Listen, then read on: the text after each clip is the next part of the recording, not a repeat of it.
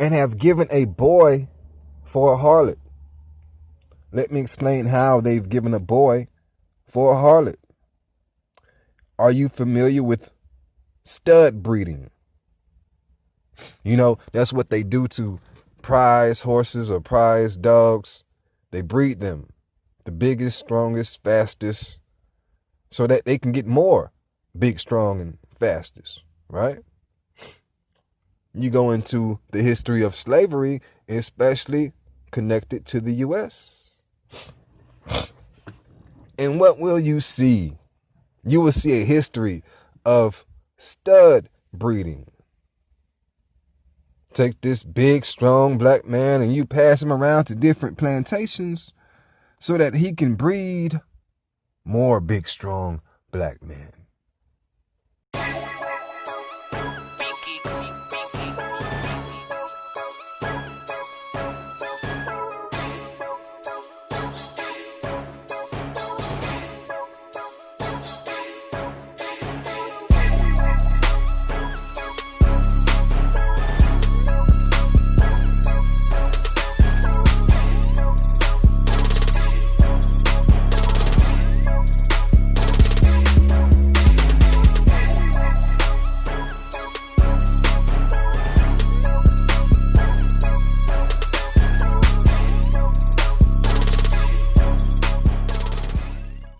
Let's continue.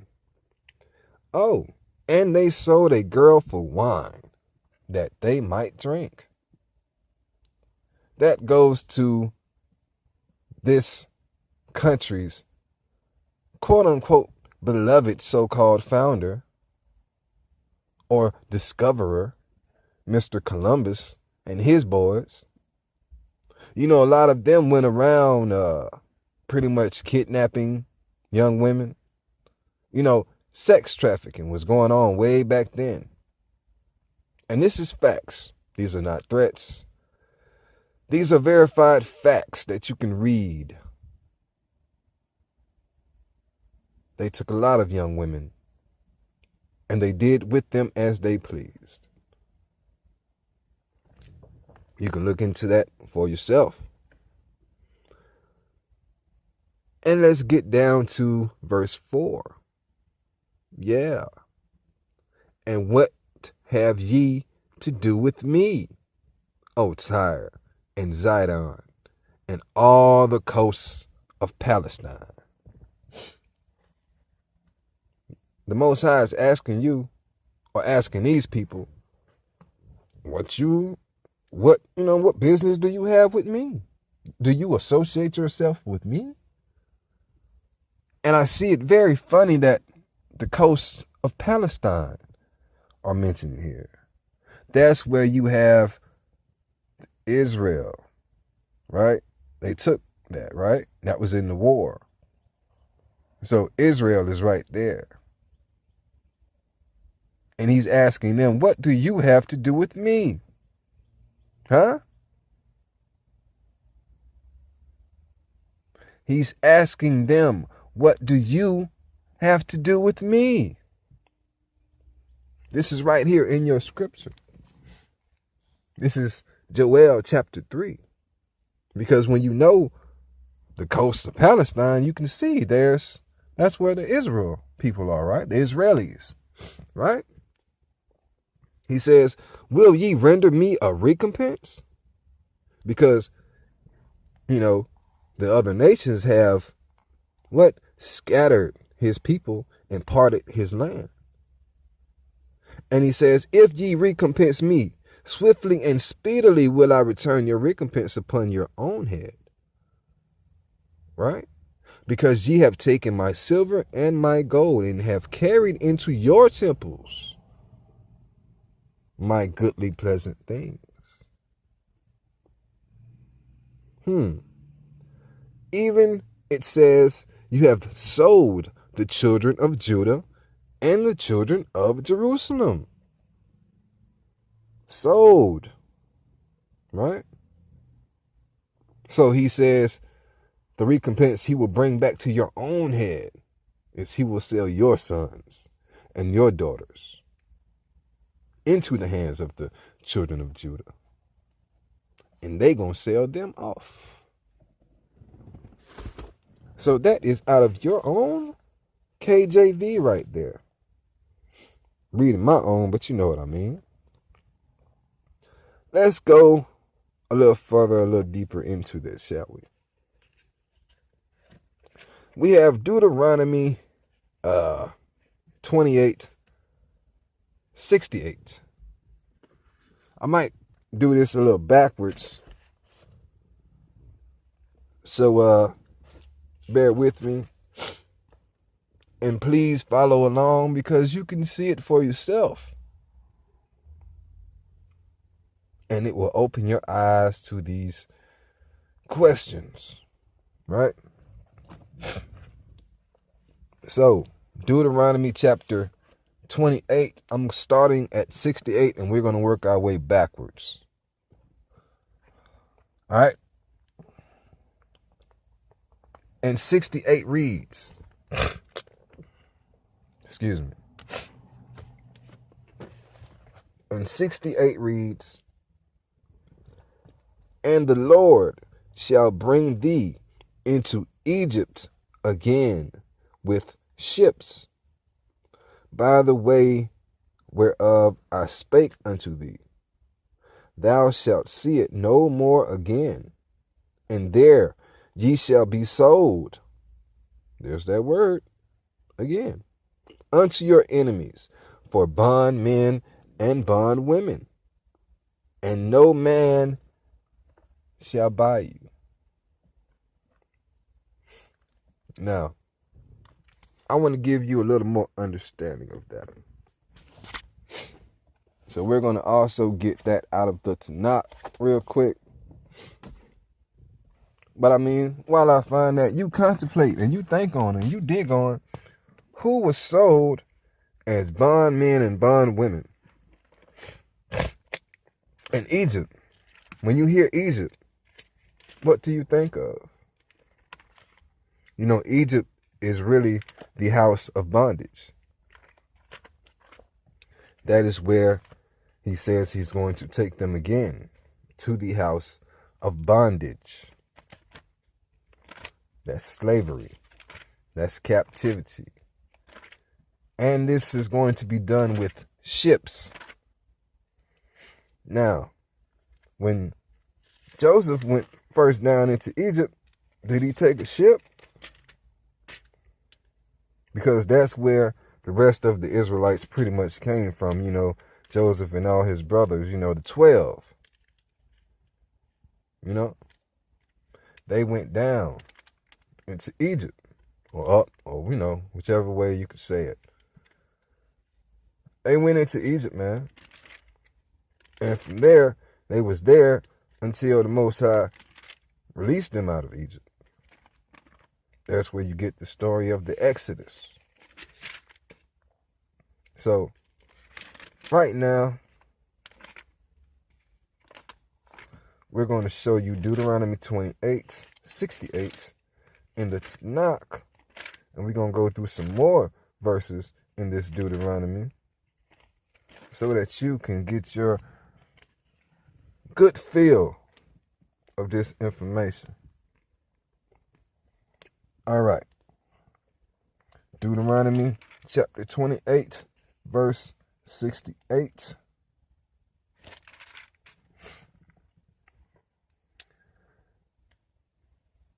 And it reads, the Lord will send you back to Egypt in galleys, by a route which I told you you should not see again. There you shall offer yourselves for sale to your enemies as male and female slaves, but none will buy. So, quick history lesson. The slavery of the United States, and that's just what I'm going to talk about because there was slavery all over the world. But I'm trying to leave that open. Well, there was slavery all over the world. But I myself, I was born in the United States. so I can see it from this perspective. And I am called to speak to my black people, because here in the U.S., we only call ourselves African American if we don't call ourselves black. We don't have a name. So I would like to explain to you why that is. This whole episode, or couple of episodes, shall explain that to you thoroughly, I hope.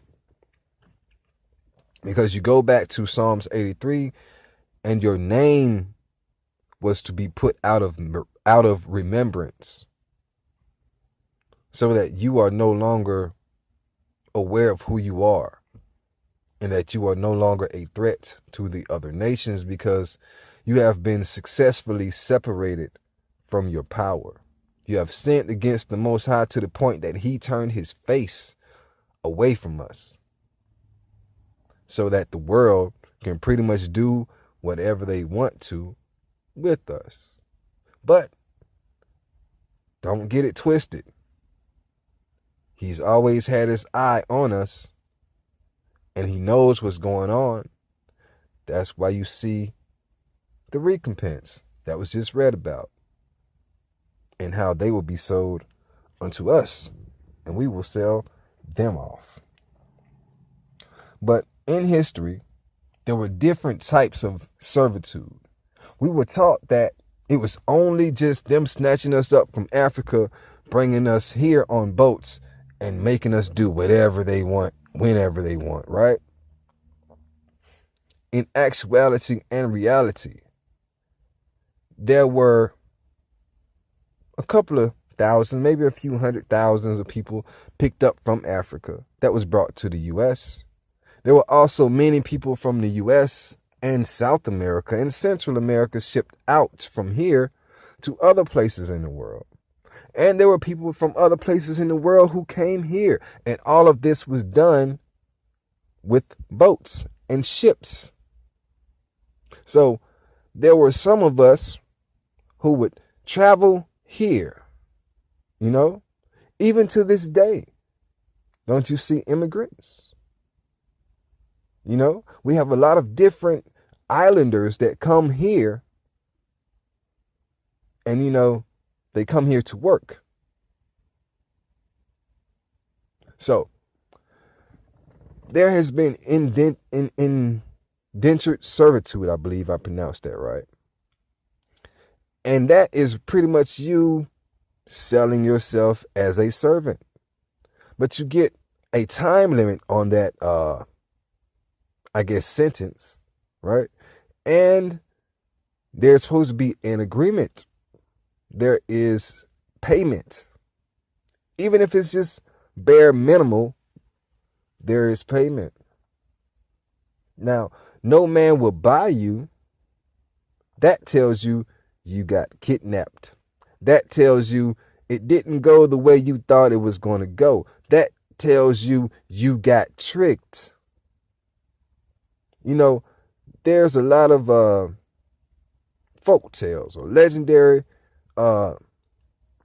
stories that you can think about that was probably told to you by your older ancestors, grandmothers, great-grandmothers, or, etc., where there was a verbal contract between the oppressor and those that were oppressed for working this land and producing these products and working up this equity, that the oppressed would one day be given a certain amount of land and a certain amount of, shall I say, cachet and leadway and money, right? All turned out to be lies. You were deceived. You got robbed and plundered. And that, my friend, is even in this scripture. So, verse 68 lets you know off top,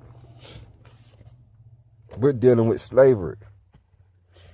Bondmen and bondwomen. Let's go up to 66. And thy life shall hang in doubt before thee, and thou shalt fear day and night, and shalt have none assurance of thy life. 64. And the Lord shall scatter thee among the people, from the one end of the earth even unto the other, and there thou shalt serve other gods, which neither thou nor thy fathers have known, even wood and stone. So, as your ancestors were being forced or tricked or pretty much beaten into submission and going into this captivity, this servitude, this slavery, and being scattered all over the world, they were given up to other religions, not their original religion, not what they believed before the oppressor showed up, right? And to answer the question, why did our ancestors even end up in this situation in the first place?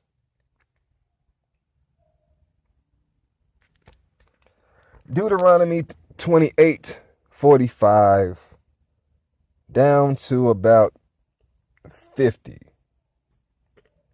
Let's get this answer.